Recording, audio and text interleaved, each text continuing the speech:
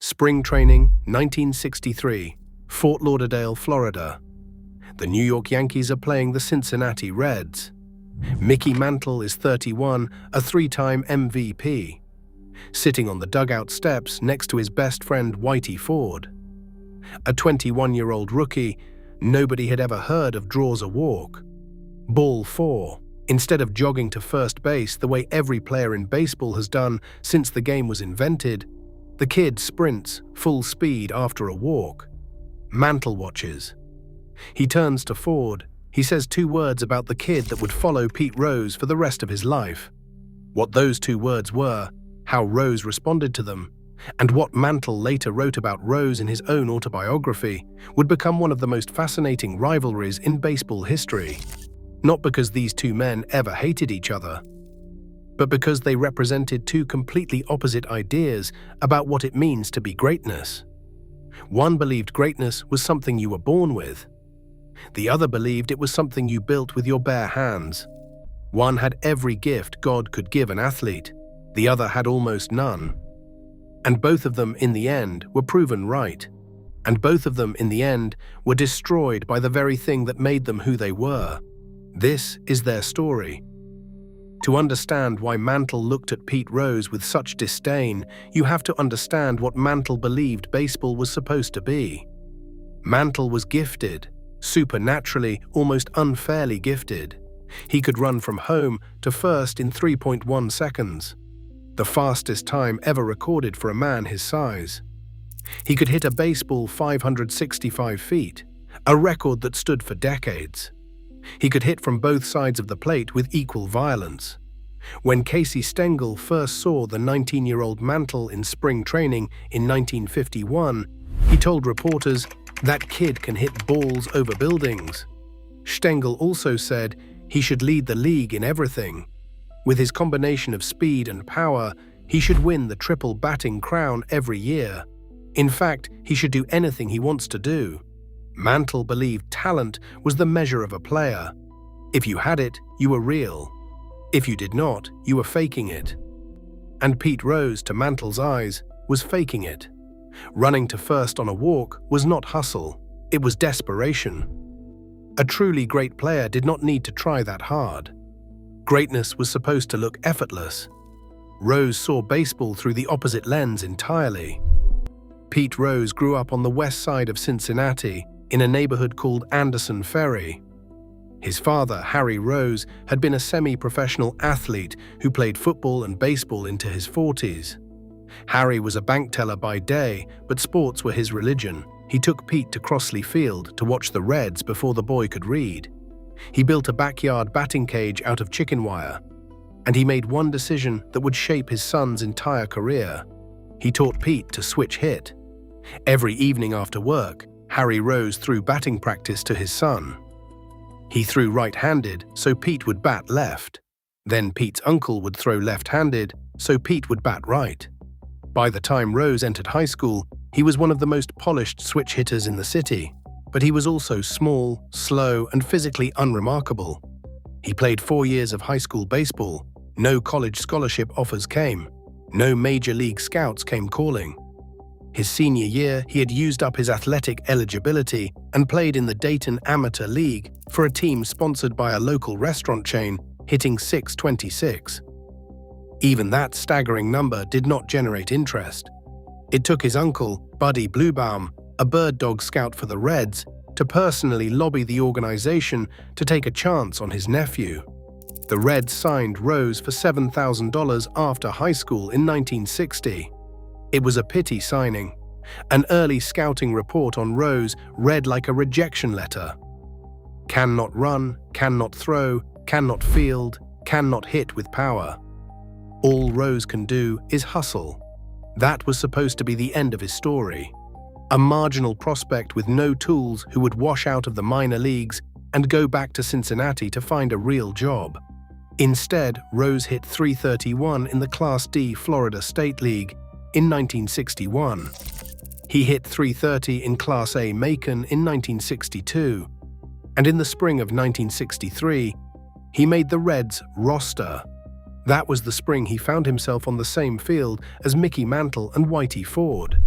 The spring he drew a walk and sprinted to first base like a man being chased. The spring Mantle turned to Ford and said the two words that would define Pete Rose forever: Charlie Hustle. There are two versions of how the nickname was born, and both come from people who were there. Rose himself told the story this way. It was 1963, my rookie year, and we were playing the Yankees in spring training. I came in as a pinch runner. I slid headfirst into third base. Then a guy hit a pop-up that the shortstop caught. I ran to home and slid headfirst. We won the game. After the game, Mantle told reporters, "Did you see that Charlie Hustle beat us today?" Mantle told a different version in the Ken Burns documentary Baseball. He said Ford gave Rose the nickname after Rose, playing in left field, tried to climb the fence to catch a Mantle home run that was about 100 feet over his head. When Mantle got back to the dugout, Ford said, "Hey Mick, did you see old Charlie Hustle out there, trying to catch that ball?" Either way, the meaning was the same. They were laughing at him. They thought he was working too hard, a kid who could not hit with power, could not run with real speed, could not throw, could not field, was out here trying to catch home runs over fences and sprinting to first on walks. To Mantle and Ford, it was comedy. Rose did not hear it as comedy. He heard it as validation. "The Mick gave it to me," Rose bragged that summer. He said Mantle and Ford. Mantle said to me, "Hey, Charlie Hustle." Rose wore the insult like a crown. 22 years later, Mantle published his autobiography, The Mick, and wrote a line that would become one of the most famous insults in baseball history. Mantle wrote that if I had played my career hitting singles like Pete, I would wear a dress.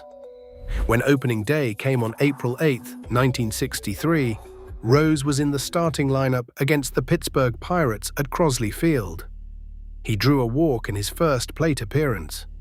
After going 0 for 11, he got his first major league hit on April 13th, a triple off Bob Friend. He won the Rookie of the Year award that season, hitting .273, not with power, not with speed, with the one thing his father had told him would always be enough: effort. For the next 15 years, Pete Rose proved Mickey Mantle wrong in the most methodical way imaginable. He simply refused to stop hitting. By 1965, Rose was leading the National League in hits with 209 and in at-bats with 670. He had moved from second base to the outfield to make room for other players, and he would eventually play 5 different positions at the major league level: second base, left field, right field, third base, first base. He made all-star teams at all 5. No other player in history has done that. By 1968, Rose was winning his first batting title, hitting .335 in the year of the pitcher, a season so dominated by pitching that only 5 other players in the entire National League managed to hit over 300. The following year, in 1969, he hit .348 with 218 hits, and a career-best .512 slugging percentage. He was named to his 7th consecutive All-Star team. He was 28 years old and already one of the most recognizable athletes in America. And then came the moment that defined Charlie Hustle more than any hit, any batting title, or any record he would ever set. July 14, 1970. The All-Star Game. Brand new Riverfront Stadium in Cincinnati. Rose's home turf. The night before the game, Rose had invited Cleveland Indians pitcher Sam McDowell and a young catcher named Ray Fosse out to dinner. Fosse was 23 years old, a first-time All-Star having the season of his life, batting .312 with 16 home runs before the break. The players and their wives spent the evening together, finishing with a nightcap at Rose's home. Fosse peppered Rose with questions about Johnny Bench all night. The next evening, with 60 million people watching on television, the game went to extra innings, tied 4-4. In the bottom of the 12th, Rose singled. He advanced to second on another single. Then Jim Hickman singled to center. Amos Otis fielded the ball and fired home. Rose was running. Fosse was waiting. What happened next became one of the most infamous plays in baseball history. Rose did not slide. He lowered his shoulder and barreled into Fosse at full speed, dislodging the ball and scoring the winning run. Fosse's shoulder was separated on impact. The collision was so violent that Fosse's catcher's mitt flew off his hand and the ball sailed over his head. Fosse continued to play, not knowing his shoulder was broken. The fracture was not discovered until the following year, by which time it had healed incorrectly. Before that collision, Fosse had 16 home runs in half a season. After it, he would never hit more than 12 in a full year again. His career was effectively derailed by a play in an exhibition game.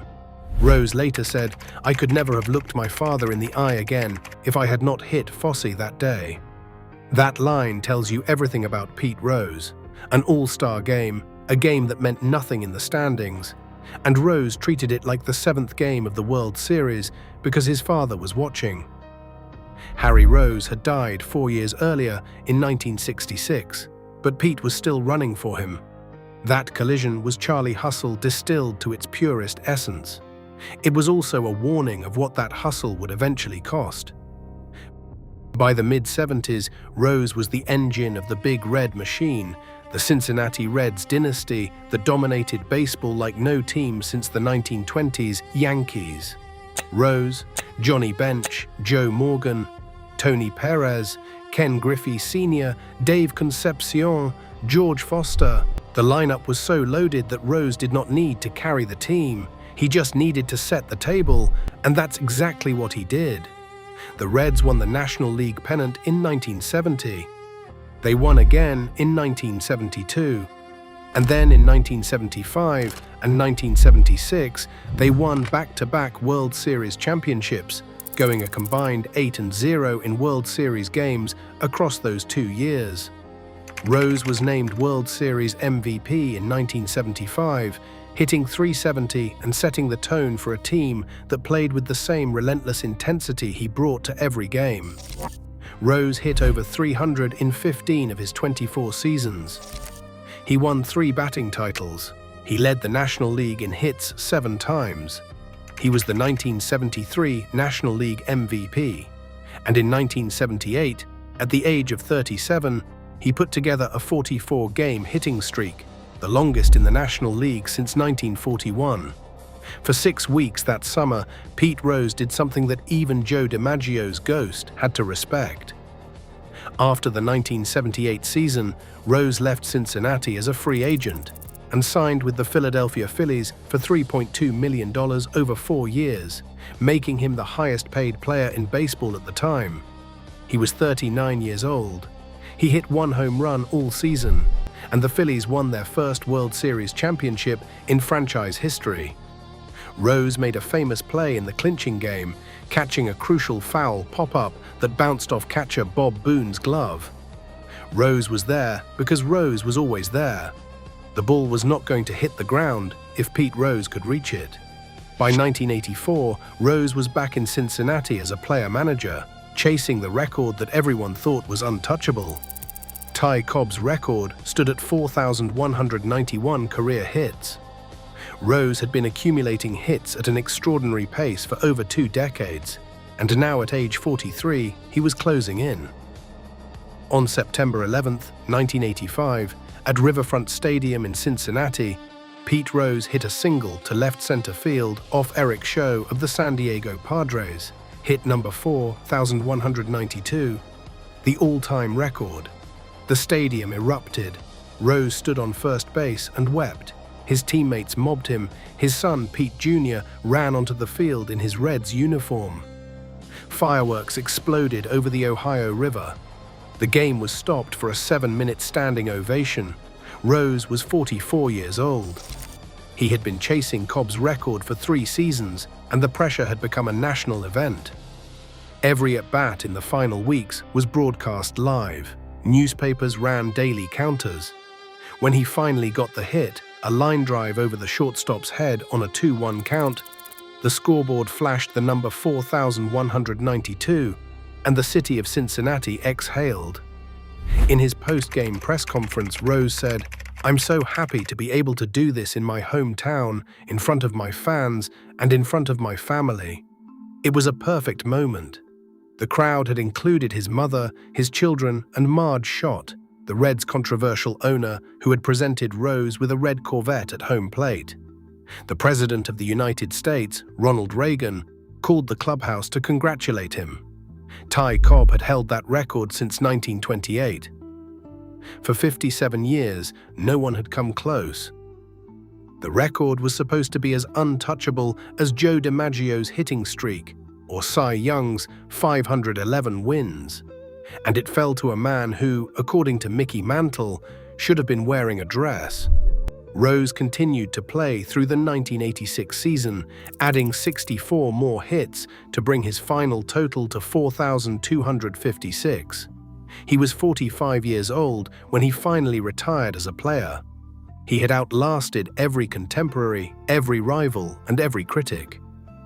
He had played in more games than any human being in the history of professional baseball, and every single one of those games, every single one of those at-bats, had been powered by the same engine that Mickey Mantle had laughed at in 1963: hustle. He did all of it without ever hitting more than 16 home runs in a season. Mickey Mantle hit 536 career home runs. Pete Rose hit 160. The difference is staggering. Mantle could do things with a baseball that Rose could only dream about. But Rose understood something Mantle never did. Longevity is its own kind of power. Mantle played 18 seasons. Rose played 24. Mantle had 8,102 at-bats. Rose had 14,053. The sheer volume of Rose's career was unlike anything baseball had ever seen. He played in 3,562 games, more than any player in history. He stood in the batter's box more times than any human being who has ever lived. And while he was standing there, he accumulated 4,256 hits. The record that Cobb held for nearly 60 years, the record that was supposed to be unbreakable, fell to the man Mantle said should wear a dress. But here's the part of the story that never gets told. While Rose was quietly stacking singles and doubles like bricks, Mickey Mantle was watching his own body fall apart. The injuries that had plagued him since he tore his knee in the 1951 World Series never went away. They multiplied. His legs, once the fastest in baseball, became a constant source of agony. He wrapped his knees in bandages before every game. He played through torn cartilage, torn ligaments, and broken bones. The kid who Stengel said could do anything he wanted to do was slowly discovering that his body would not let him. In 1956, Mantle won the Triple Crown, with a batting average of .353, 52 home runs, and 130 runs batted in. He was 24 years old.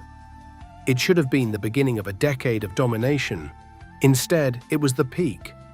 By 1957, his shoulder was so damaged he could barely throw. By 1961, the year he and Roger Maris chased Babe Ruth's home run record, Mantle was getting injections in his hip from a doctor whose treatments would later be discredited. An abscess developed. Mantle finished with 54 home runs, 7 short of the record, and he watched from the bench as Maris took the heat alone. By the mid-60s, Mantle was a shell. His batting average, once consistently above 300, began to drop. He hit .303 in 62, .314 in 63, and .303 in 64. Then the collapse. He hit .255 in 65, .288 in 66, .245 in 67, and finally .237 in his last season. 1968. His career average dropped to .298, one agonizing point below 300, and he later said that number made him want to cry. Mantle retired after the 1968 season. He was 36 years old. He finished with 536 home runs and 1,809 runs batted in, and a lifetime of memories wrapped in bandage tape and alcohol. He told reporters, "I can't play anymore. I can't hit the ball when I need to. I can't steal second when I need to. I can't go from first to third when I need to. I can't score from second when I need to. I have to quit. And then there was the drinking. Mantle drank heavily throughout his career, a habit that worsened dramatically after retirement. He drank to numb the pain in his legs. He drank because his father and grandfather and uncle had all died young from Hodgkin's disease. And Mantle was convinced he would die young too. He once told a reporter, "If I knew I was going to live this long, I'd have taken better care of myself." That quote was funny when he said it. It became devastating after his liver failed in 1995. In June of 1995, Mantle was diagnosed with liver cancer. He received a transplant, but the cancer had already spread. He held a press conference from his hospital bed and told reporters, "Don't be like me. God gave me a body and the ability to play baseball. He gave me everything, and I just wasted it." Mantle died on August 13, 1995, at the age of 63. Thousands of fans left flowers and letters and baseballs at the gates of Yankee Stadium. By the time Mantle died, Pete Rose had already been banned from baseball for 6 years. The man who couldn't stop hustling had found a new outlet for his relentless energy, and it destroyed him. The gambling didn't start suddenly. It had always been part of Pete Rose's personality. He bet on horses throughout his playing career. He bet on football games. He was a regular at racetracks across the country. For decades, no one cared because he was Pete Rose, Charlie Hustle, the hit king. And the rules seemed like they were written for other people. But in February of 1989, Commissioner Peter Ueberroth opened an investigation into Rose's gambling habits. The investigation was inherited by his successor, a Bartlett Giamatti, who hired a Washington attorney named John Dowd to lead the inquiry. The DAOD report, completed in May of 1989, was devastating. It documented hundreds of bets placed by Rose on baseball, including bets on Reds games while he was managing the team. The evidence included betting slips in Rose's handwriting, phone records, testimony from bookmakers, and financial records showing large cash transactions. On August 23, 1989, Giamatti announced that Pete Rose had agreed to be placed on baseball's permanently ineligible list. The agreement included no formal finding of guilt on gambling, a technicality Rose would cling to for over a decade. Giamatti held a press conference and was asked directly whether he believed Rose bet on baseball. He answered without hesitation, yes.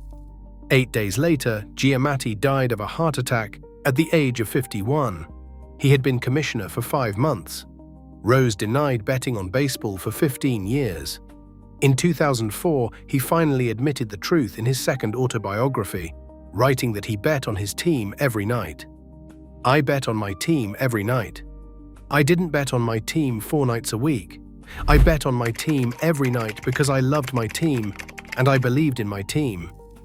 Even his confession was framed as hustle. He wrote that he bet on us because he believed in us. Charlie Hustle couldn't stop hustling, even when the game was no longer baseball. The ban meant Rose could never appear on the Hall of Fame ballot. Despite holding the all-time record for hits, games played, at-bats, and singles, despite being a 17-time All-Star and 3-time World Series champion, Pete Rose was locked out of Cooperstown. For 35 years, he sat outside the Hall of Fame during induction weekend, signing autographs for cash at a table down the street from the building that refused to acknowledge him. He charged $25 for a signature, $50 if you wanted a photograph. He sat there in the sun, year after year, the all-time hit king selling his name in the shadow of the building that wouldn't hang it on a wall. This is where the story of Mantle and Rose becomes something larger than a quote about singles and dresses. Both men were consumed by the same fundamental flaw. They could not stop being who they were, even when being who they were was killing them. Mantle could not stop drinking. His talent was so immense that he could show up hungover to Yankee Stadium and still hit a ball 450 feet, and so he never saw a reason to stop. His teammate Billy Martin was his running buddy, and together they turned New York City into their personal playground. Whitey Ford, their third companion, later said that the three of them stayed out so late, so often, that Stengel once installed a private detective to follow them through Manhattan. They went out anyway. Years later, when Martin died in a car accident on Christmas Day in 1989, Mantle told reporters that they used to tease each other about whose liver was going to go first. "I never thought it would end for him this way." Rose could not stop gambling. His hustle, the very quality that made him great, was not something he could turn off when the game ended. He gambled on horses, he gambled on football, he gambled on baseball. The competitive fire that made him sprint to first on a walk was the same fire that made him place bets on games he was managing.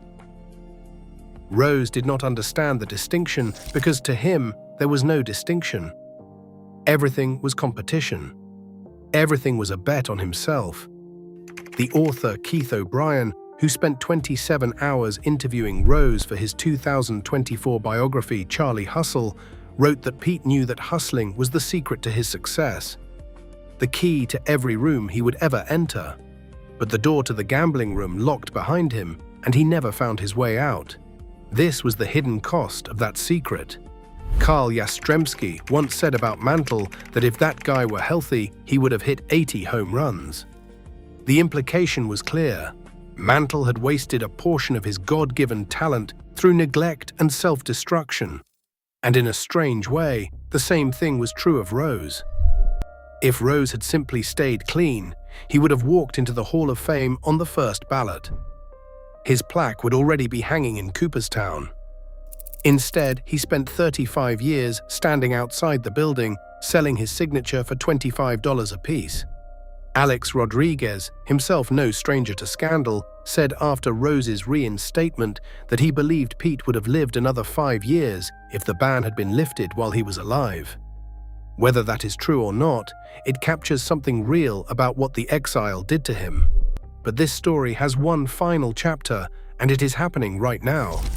On September 30th, 2024, Pete Rose died in Las Vegas at the age of 83. He was still banned from baseball. He was still outside the Hall of Fame. 10 days before his death, in what is believed to be his last recorded interview, Rose told a documentary filmmaker in Dayton, Ohio, that he had come to the conclusion, and he hoped he was wrong, that he would make the Hall of Fame after he died. He said he totally disagreed with that because the Hall of Fame is for two reasons: your fans and your family, and it is for your fans if you are here, not if you are 10 feet under. He was right. On May 13th, 2025, Commissioner Rob Manfred announced that Pete Rose had been posthumously reinstated by Major League Baseball. Manfred wrote that obviously a person no longer with us cannot represent a threat to the integrity of the game. He added that it is hard to conceive of a penalty that has more deterrent effect than one that lasts a lifetime with no reprieve. He concluded that permanent ineligibility ends upon the passing of the disciplined individual. His reinstatement marked a formal change in Rose's status, a removal of the lifetime ban. Rose is now eligible for the Hall of Fame. The Era Committee will consider his case for the 2027 ballot. 4,256 hits may finally have a plaque in Cooperstown, in a building Rose will never enter alive. The reinstatement also applied to shoeless Joe Jackson and the other Black Sox players who were banned for the 1919 World Series scandal. Jackson, who hit .375 in the series he was allegedly throwing, had been waiting for over a century. And so we return to where we started. Spring training, 1963. Two men on the dugout steps, laughing at a kid who ran too hard. Mickey Mantle was right about Pete Rose, but not in the way he thought. Mantle was right that Rose was different. He was right that Rose didn't have the talent. He was right that Rose would never hit for power, never be a true five-tool player, never possess the kind of natural ability that made scouts weep. But Mantle was catastrophically wrong about what that meant. He thought it meant Rose would fail. Instead, Rose took every limitation Mantle identified and turned it into fuel. You say I can't hit with power? Fine. I'll hit 4,256 singles and doubles and triples and become the all-time hit king. You say I shouldn't run to first on a walk? Fine. I'll run so hard to first base that you'll give me a nickname, and I'll wear that nickname for the rest of my life. You say I should wear a dress? Fine. I'll wear your insult like a badge and outlast you, outnumber you, and outwork you every single day for 24 years. Rose proved that effort could match talent, that volume could defeat peak performance, that the tortoise could beat the hare if the tortoise refused to ever stop running. But Mantle was also right about something he never actually said. He was right that the very quality that made Rose great would be the quality that destroyed him. The hustle, the relentless, unstoppable drive to compete, to win, to bet on yourself no matter what the cost. Rose couldn't turn it off. The same motor that drove him to sprint to first on a walk drove him to place bets on his own team. And when it all came crashing down, the man who had accumulated more hits than anyone in history had also accumulated a lifetime ban that lasted longer than any of those hits ever mattered. Both men, in the end, were destroyed by their defining qualities. Mantle was destroyed by his talent, by the assumption that natural gifts could survive any amount of abuse. Rose was destroyed by his hustle, by the belief that sheer force of will could overcome any rule, any boundary, any consequence. Mickey Mantle died at 63, warning the world not to be like him. Pete Rose died at 83, predicting that the world would finally honor him only after it was too late to matter. Both men were right. The Society for American Baseball Research once conducted a survey to determine the greatest switch hitter in baseball history. The results were not close. Mantle was ranked first by 215 of 302 researchers. Rose was ranked second. Power versus contact, spectacle versus grind, talent versus hustle. The two greatest switch hitters in baseball history, forever linked by a nickname given in mockery and a quote published in contempt. If I had played my career hitting singles like Pete, I'd wear a dress. 4,256 times, Pete Rose stepped to the plate and proved that a single was enough. That a man who couldn't run, couldn't throw, couldn't field, and couldn't hit with power could still become the most prolific hitter in the history of a game that has been played for more than 150 years. Mickey Mantle called him Charlie Hustle. The world called him the Hit King. Baseball banned him for life, and now, 8 months after he died alone in a Las Vegas apartment, the sport that rejected him has finally opened the door. Pete Rose always said the Hall of Fame was for your fans and your family. He was right about that too. And they will be there when his name is called, even if he cannot be. If you enjoyed this video and want to learn more about Mickey Mantle, the man who gave Pete Rose his name and his most famous insult, check out my video on him right here. If you want to learn more about the scandal that ended Rose's career, my video on Pete Rose is right here. Don't forget to like and subscribe so you don't miss more stories like this one. Until next time.